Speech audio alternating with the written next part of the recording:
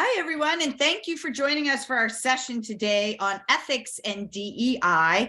A couple of housekeeping announcements before we get started. First of all, happy holidays. Since we are on hiatus in December, we'll be back in January, on January 17th, with a program on better meetings featuring Lee Gimple. So I hope you all can join us then. Our speaker today is Mariama Boney. She is the president and CEO of Achieve More LLC. During her 20-year career, she's been an educational administrator, a DEIA plus A expert, a trainer, an executive leader, and coach. She has multiple certifications and licenses, and she's committed to solving problems and creating safe spaces for transformation. We're going to be taking questions throughout, so feel free to type those into the chat box, and we'll be monitoring that. We appreciate you being with us here today, and with that, I'm going to turn it over to Mariama. Hi, everybody. This is Mariama Boney. I hope that you are doing well. We are here to talk about brave choices, more voices, and how we really continue to align ethics and DEI in your association. So again, we're also going to be asking you to participate in the chat. I'm going to be asking you some poll questions, want to make this interactive. And again, if you have a question, please let us know. It is an honor and a privilege to serve as the vice chair of the ASAE Ethics Committee. And on behalf of the Ethics Committee, we bring you greetings. And we also want to really thank all of those who have served on the Ethics Committee in the past and who have paved the way for us to be here today. As we continue to move forward, let me ask you, does your organization have a code of ethics? Go ahead and indicate in the chat if your organization has a code of ethics and or a code of conduct. Does your organization have a code of conduct? Go ahead and let us know in the chat with a yes or a no. Mariama, I've just been notified that the chat is disabled. So okay. if you can put that in Q&A, that would be great for right now. We're working on getting the chat enabled. Absolutely. So does your organization have a code of ethics? Go ahead and list that in the Q&A box. I'm seeing yes, yes, yes. All right. Okay. And then another question to consider is, do you require annual training for staff, volunteers, contractors, vendors, board members, or that they actually review any code of ethics or conduct that you have? Let me see what you all are saying in the Q&A. In the Q&A box. All right, we're seeing yes for some, no for others. Okay. Oh, I'm also seeing the chat as well. Seeing the chat come through. Wonderful. We don't. Okay, get it. It's okay. So these are definitely some things that you want to be advocating for. As association executives, we know that these are really effective practices as you continue to think about ethics and the role that it plays overall in your association. So why ethics, right? Just in general, reminding ourselves that yes, it helps us to improve relationships. It also helps us to really think about our behavior and our professionalism within and around the association community. We also want to make sure that we are thinking about accountability and how we encourage that accountability, right? Because we know that there are so many things that are just going way left or even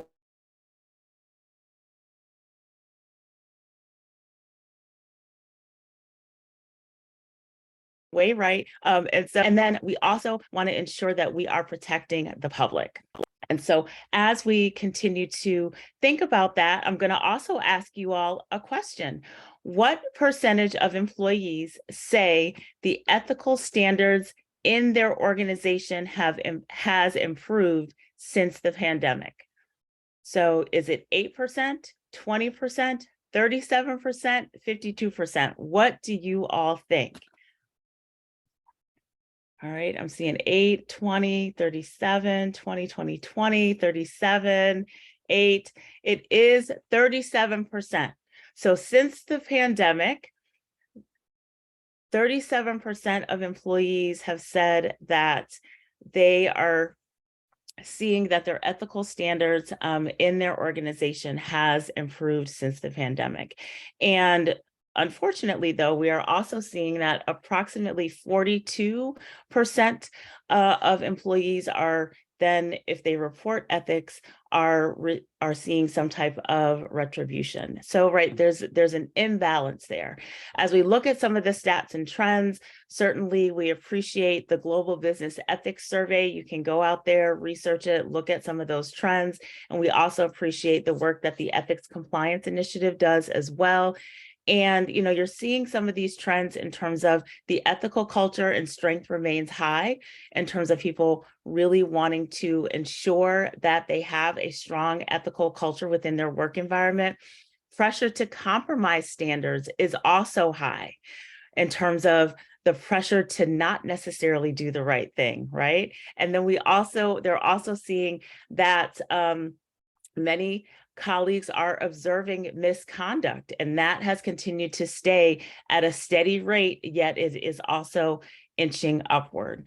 Another trend that related to ethics is that more employees are reporting misconduct, and we're also seeing the retaliation rates. Those are really going up as well.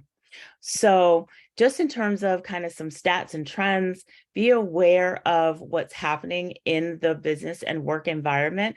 And if you have an opportunity to do any member surveys, any employee surveys, please encourage your colleagues, your CEO, to include a question about ethics in some way, shape, or form, just so you can kind of get a pulse of what might be happening across your association, and also perhaps what might be happening within the staff, volunteer leaders, all of that.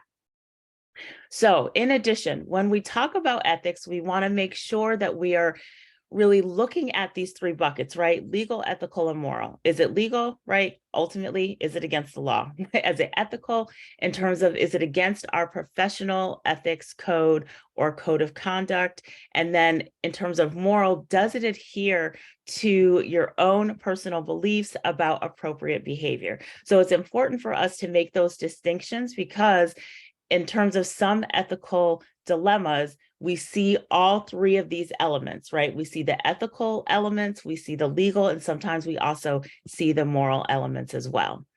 And I really appreciate this quote by Karen Ann Underwood. And she is at the Planck Center at the University of Arkansas. She's a master's degree student, but she's also a communications professional. And so she said the success of diversity, equity, inclusion are dependent on ethical leaders and decision making and decision makers. So it's important then, as we think about ethics, that we also be looking at the culture and the climate of which we know diversity, equity, inclusion really lays a foundation for that within and throughout our organizations.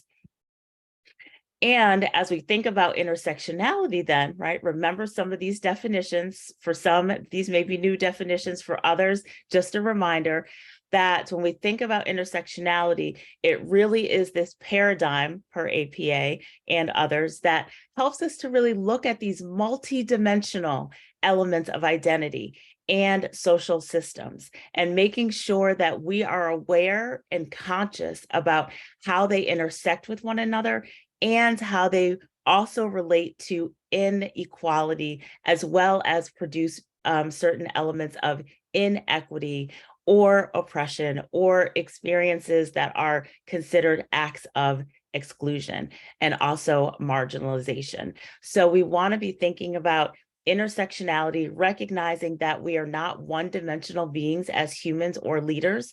And I always say we bring all of who we are into every interaction, whether you realize it or not. And so that does frame out your leadership. It frames out your decisions. All of your experiences really do have that impact. So when we think about then this concept of intersectional ethics, and I really appreciate the work that Dr. Ko is doing. She's a social work professor at Salisbury University in Maryland. And I really appreciate some of this new work that she is doing to help raise our consciousness about the fact that when we think about ethics, we can't necessarily separate our identities, and we can't necessarily separate the experiences that have shaped our identities and how that impacts some of the decisions we make as it relates to ethics. So she really highlights the importance and the need to make sure that we are applying these intersections of race, ethnicity, culture, the big C, right? In terms of all of our experiences, identities, dimensions, and then also thinking about diversity as well in terms of our ethical decision-making and deliberation. She also highlights and wants us to make sure that we develop an understanding about intersectionality and utilize that as a framework for some of our ethical deliberations, ensuring that we are considering the aspects of identity and who we are and how those intersect with the various individuals in certain situations that we find ourselves in. Also, she wants us to make sure that we are considering inclusive structures and policies that account for culture and diversity, right? And what are those inclusive structures and policies that ultimately impact the decisions and the choices and the policies that we develop? Are we thinking about who those policies are developed for, who those policies were developed by, and the lens or lenses that they were looking through? So I have another poll here for you. Do you have a process by which members and board members can be censured for inappropriate conduct? Please go ahead and place your answer in either the Q&A or the chat. Do you have a process? All right, so I'm seeing yes for some. Okay, great. And then, do you have a confidential pathway to report ethics and DEI related conduct or issues? And again, this is a confidential pathway for colleagues, could be members, to be able to report an issue.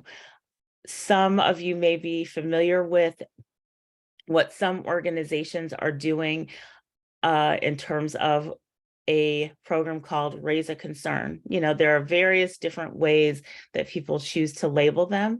However, one organization that I worked with has a Raise a Concern opportunity. You go to that page, you can highlight and really raise a concern around ethics. You can raise a concern around DEI related issues, and it becomes a confidential pathway that people can also feel protected and report things anonymously. And then, of course, you have to have a process in place to go ahead and make sure that someone is reviewing it and that you're really considering these elements that are coming in judiciously as well.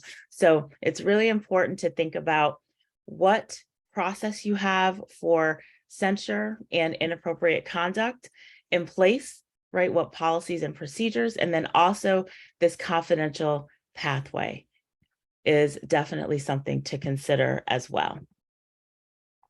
So now we want to share with you some of the wonderful work that has been done over the last several years related to the ASAE standards of conduct and our core ethical standards. And it has been a privilege to work on this over the last 2 years as well. And so what we want you to know is that previously, there were 6 elements that we wanted ASAE members to aspire to, and we have now added champion diversity, equity, and inclusion as number 2. So that is now number 2 within the core ethical standards. And we've also sprinkled some elements of DEI where relevant across the standards of conduct. So just wanted to kind of highlight some elements related to the standards of conduct so that you all can be aware. We also want to make sure that you are sharing with your colleagues as well as broadly that the code of conduct has been updated. We're going to be doing more of visibility campaigns and visibility opportunities, and also offering some additional understanding where we can perhaps even dive a little bit deeper than we are today.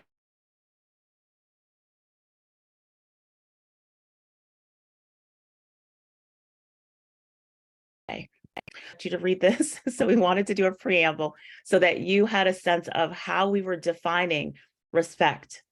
Number 2, responsibility. Number 3, justice.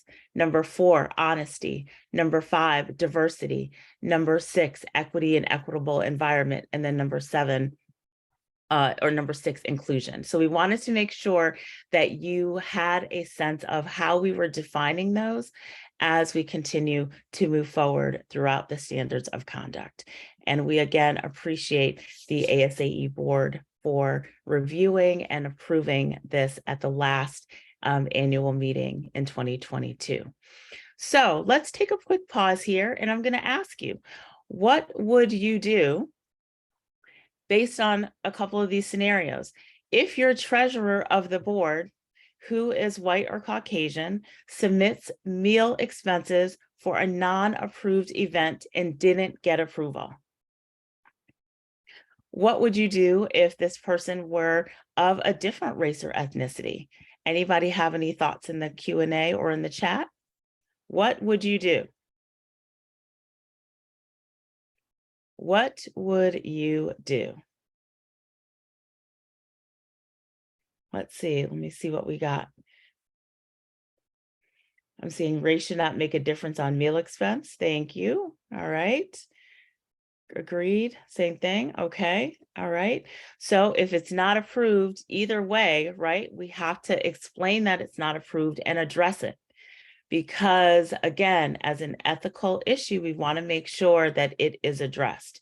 Another element, another question, when volunteer leaders, another situation, and these are real situations, when volunteer leaders turn away a longtime member that has autism from an event that has been advertised as open to all, what would you do? Go ahead and just put something briefly in chat. What would you do?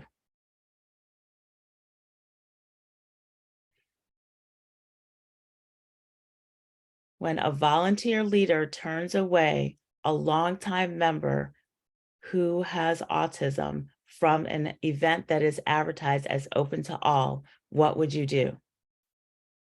I'm seeing explain our policy, get the member back on track, speak with the volunteer leader.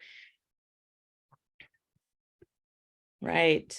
And when I say turn away, meaning they are not allowed to attend this particular event.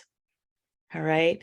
And yes, wanting to kind of get into more details and define that, right? Also recognizing we need to understand what happened. How did this happen? What were the circumstances under which this happened as well? Making sure that the member could attend and then speak with the volunteer leader at a minimum. Thank you. Thank you, everyone. So these are, I'm also seeing reach out to the member, invite them to attend, speak to the volunteer leader, right? Provide a refund if they are not able to participate, educate, absolutely, absolutely. And, ultimately, in, for example, the situation with the treasurer, absolutely that has to get elevated, and having a conversation with the treasurer, making sure that both the chair, your finance person, your ED folks are, and whoever your volunteer manager is, if you have one, is aware. And then also as it relates to volunteer leaders turning away an individual with autism, again, really delving deeper, getting the essence of what happened, how come it happened, what were the criteria that this decision was based upon. Definitely doing some education, and also going back, looking at policies and your event policies and procedures, making sure everyone is aware of those things. And, in situations where this doesn't go well, sometimes you also have to really elevate it. And sometimes, in other situations, if it doesn't align with your values and practices, then you have to certainly make those decisions as well.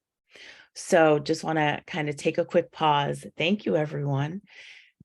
And so as we move through and we talk about the ASAE standards of conduct, they are available on the ASAE website.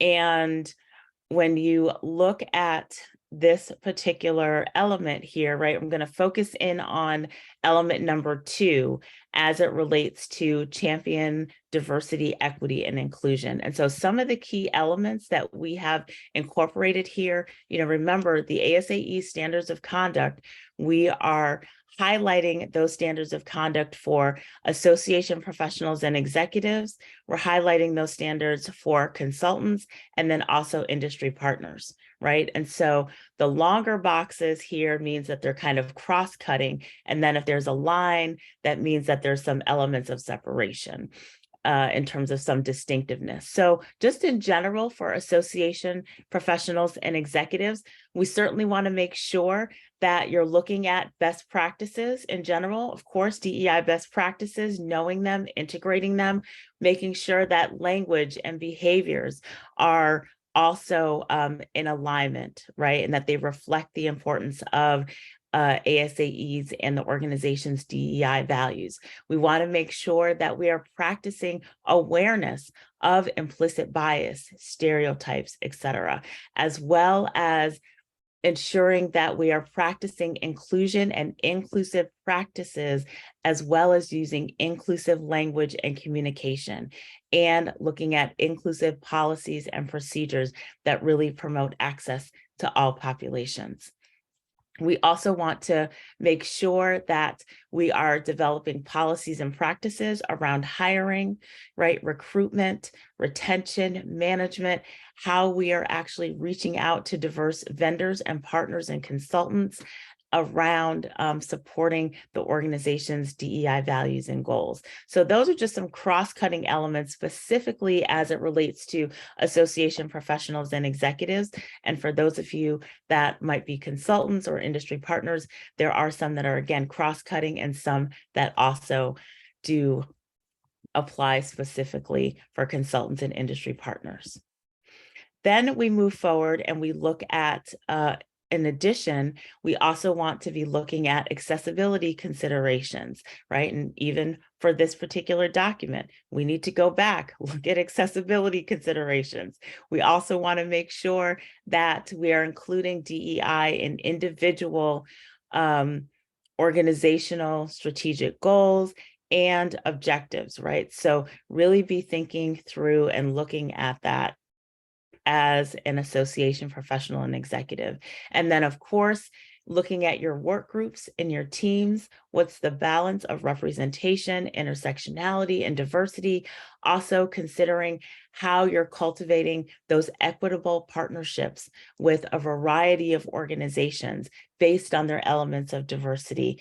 So it could be organizational size, it could be different industry partners, as well as small women, minority-owned business partners, and also veteran-owned businesses, individuals and businesses that may be representing individuals who are disabled as well. And we could continue to go on, our LGBT-owned businesses also. So recognizing that we're really looking at the breadth of partnerships, all those varying intersectionalities to really aspire to this new standard around championing diversity, equity, and inclusion. And then we also, again, want to look at inclusive and equitable environments and continuing to challenge ourselves intentionally, right? And to really look at how we're challenging the intentional and unintentional elements around bias, harassment, discrimination, and paying attention and ensuring that colleagues, leaders, our consultants, industry partners, and vendors are aware of what some of those signs and signals are. And if we have questions, feel free to, again, post those either in the chat or the Q&A, and we will highlight that. Also, we want to make sure that when we're moving through and thinking about our honesty and business practices, that we continue to be honest in how we're conducting our business practices. We also want to make sure that we are really looking at and thinking about elements of experience and expertise as we're continuing to do that. Some other scenarios for you to consider. When board members, for example, manipulate an audition process that is deeply rooted in power and economic influence that happens to impact chapter members at the state and county level, what do you do? What do you do when you have board members, could be volunteer leaders, that manipulate an audition process? Meaning they go outside of the policies and procedures to either include or exclude folks from an audition process. You could say that this could be an awards process. What would you do? Ultimately, what would you do? So we definitely want to be thinking also about how we see that, right? Thank you so much for posting the link, Joan. Really appreciate that, to the Code of Ethics. We also really want to be thinking about these elements around influence, socioeconomics, finances, and what disparities or inequities that may make, as well as certainly when people go outside of policies and procedures to benefit perhaps sometimes one group and it totally isolates another. You know, how do you balance that out, especially if they are doing it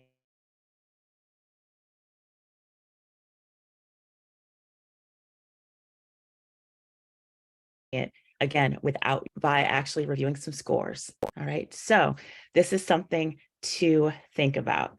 All right, and as we know, we also want to recognize that, for example, another issue, what would you do when an executive needs to be off camera and you've required all team members to be on camera for Zoom meetings? Let me see in the chat, what would you do? How are you all handling and managing this?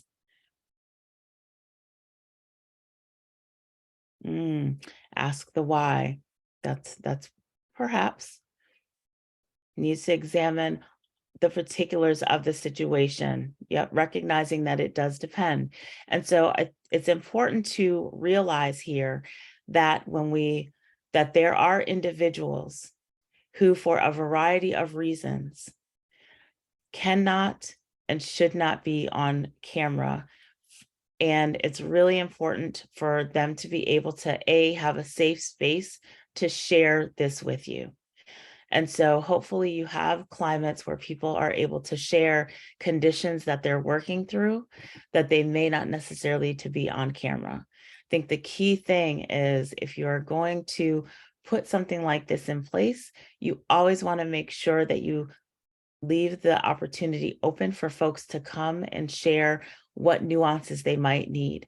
And I also want to encourage you to think, is it really necessary for everyone to be on camera for certain Zoom meetings?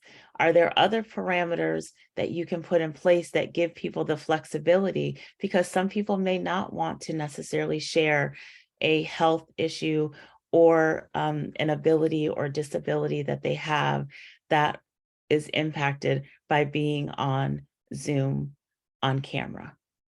So please do consider that as well. And then another situation to think about: when parking is free and granted to those that come into the office for 3 days a week, how do you handle that? What do you do? when it's announced, you know what, those of you that are coming into the office for at least 3 days a week, your parking is free. Some would say, okay, well, I don't have a car. I commute in. I come in once a week. I come in once a month, right? So what are some of the ethical dynamics and situations that we have to consider? What if I can't drive, right? And so these are some of the elements related to intersectionality, identity that we have to consider as we think about ethics and ethical behavior. Yep, I'm seeing metro reimbursements could work, considering equitable benefits for everyone. Thank you so much, everyone. And so just wanted to highlight again, as we continue to move through the standards of conduct, these elements are fairly consistent in terms of what we've seen previously. We have really wanted to just make sure that we've integrated the elements of, justice and fairness, and really looking at equitable access to how we're acting fairly, as well as thinking about elements related to confidentiality. And then certainly as we look at fostering an ethical culture through our work, making sure that we continue to foster inclusion, that we look at the culture of integrity. And we also want to, for elements related to taking responsibility for your conduct, again, making sure that you are following these established standards of the profession and ASAE standard of conduct. One of the key elements to remember about the standards of conduct is that they are aspirational in nature. Currently, ASAE does not necessarily have a process by which you can quote unquote report someone. That might be something that we're going to be looking at for the future. And so these are really elements and standards that we want everyone to aspire to and begin to include and incorporate. And then for those of you that are CAEs, Certified Association Executives, you know that there are standards that apply around ethics and being a CAE as well.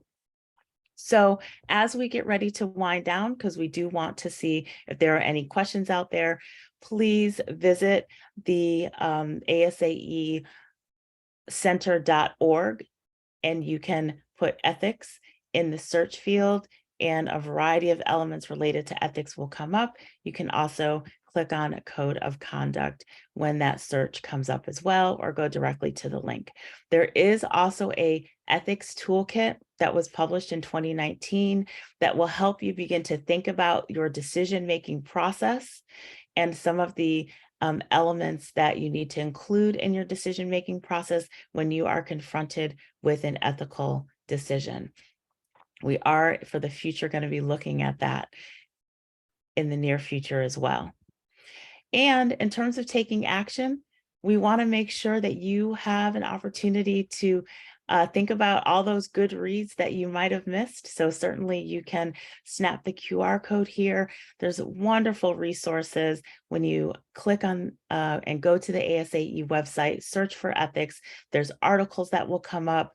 There's additional information that's now kind of curated in this area that should also come up for you. And if you have suggestions on ways that we can, as an ethics committee, work with ASAE and work across all of the commissions, sorry, not commissions, all of the councils and some of the other committees, to make sure that we are collaborating and have some consistency and even addressing topics that you would like to see addressed, please go ahead and email me and be in touch. So just as some core takeaways, we want to make sure that you are aligning your leadership and ethics. We want to make sure that you are refreshing your code of ethics. Number 3, we want to make sure that you are addressing ethics and elements of injustice as well as DEI within your association. Number 4, we want to again make sure that you are accelerating and also creating a code of conduct. And please continue to emphasize civility, because we know that we want to really be thinking about our conduct and our behavior, because that ultimately through our leadership is what is also going to help folks feel like they have the culture and the climate to be able to come forward, to speak up, to address these various issues, and continuing to be aware of those elements as it relates to intersectionality. And then finally, we want you to stay connected. The ASAE Ethics Committee, in terms of our roadmap for 2022-23, we're looking at 3 core areas. One is around research. So we're hoping that we're going to be able to get some research out to you. Mark, our chair, is the lead on that, to be able to find out from you what topics you want further research on and kind of take the pulse. As it relates to the standards of conduct, I'll be leading that initiative to continue to make the ASAE community members and all of those that are connected aware of the standards of conduct. And there are a plethora of articles, webinars, presentations. If anyone wants to do a presentation or collaborate on a presentation or article, please let us know as well. And so as we come to the end, want to make sure that we have time for any additional Q&A. Please feel free to stay in touch and also email me, mboney@achievemorellc.com. You can also send me a message through ASAE Collaborate. I do try to check that, at least once a week as well. And you can also feel free to message me via LinkedIn. That was great, Mariama. Thank you so much for doing this. This is really, really important. So I have a couple of questions, and the first 2 are from Joan. She asked, did ASAE change the process of reporting unethical behavior based on ASAE's Code of Ethics? There is one for CAEs, but she was not aware of one for regular members. Thank you. Thank you so much, Joan. So at this particular point in time, the ASAE Code of Conduct has been always aspirational and does not have an enforceable element to it at this point. However, we know that over the last several years, this has definitely been a question, and we are going to be reviewing it and addressing it and letting you all know what is that pathway, or to whom you can raise issues and concerns, and hoping that we're going to be able to go down that path in terms of at least being able to, so that you are aware of who you can contact if you see something, because we definitely want you to say something. So thanks for asking. So there was another kind of follow-up question. Did ASAE implement a reporting for non-CAEs on a revised code? Is it only on implicit bias, or for all of us, let's say, holding an event on Yom Kippur? So this particular code applies across, again, in an aspirational way, to all ASAE members. We encourage all organizations to delve into it and look at elements that they can, and of course, all the elements of the code to aspire to. And so when you're thinking about your events, certainly you want to be thinking about elements of standards of conduct. What are the ethical implications and the various intersectionalities as we look at a variety of dimensions of diversity, and we know religion is one of those as well. So thank you. I know I had a client change an event that was scheduled for Yom Kippur. I just didn't go outside of the organization. I just went directly to the ED and said, I'm not sure if you're aware of this, and they changed the event immediately. So also there was another question about, what if the culture doesn't support the outcome? Absolutely. So in other words, we report an incident and the culture says, the people who are at the top say, we're taking this under consideration, thank you for reporting it, but nothing happens. What would you advise people to do in that circumstance? Yeah, I mean, certainly you have to think about if there are legal elements to it, right? So if there are legal elements to it, you could certainly look at legal consultation. As it relates to ethics, if you take it all the way up and it goes all the way up and you get an answer that you're not satisfied with and that others are not satisfied with, then you do know that many of you have state entities. If your organization is governed and reports into and applies to the EEOC. You certainly can go outside of the organization to pursue some of these elements around ethics and as it relates to DEI. In general, though, if it goes all the way up the chain and you're not satisfied with the scenario, then part of it is you've got to figure out how you continue to speak up and say something. You also have to consider what are your own personal and ethical values and practices, and make a decision about what you want to do. I have been in situations, quite frankly, where I have said to boards, if this situation doesn't get resolved, I am not going to put my state license as a licensed social worker or my CAE on the line for inappropriate behavior. And I have left organizations because of that. I have been very clear with board members about that. We have revised codes of conduct to make sure that we are really managing behavior. And we've also censured some board members, and we've also removed some board members as well. And so it really depends, it could be any of those where you have to make a decision and choice based on your own personal and professional values and the codes that you are also subjected to. Ashley, before we conclude, because we do want to close by 12:45, we have another minute or so.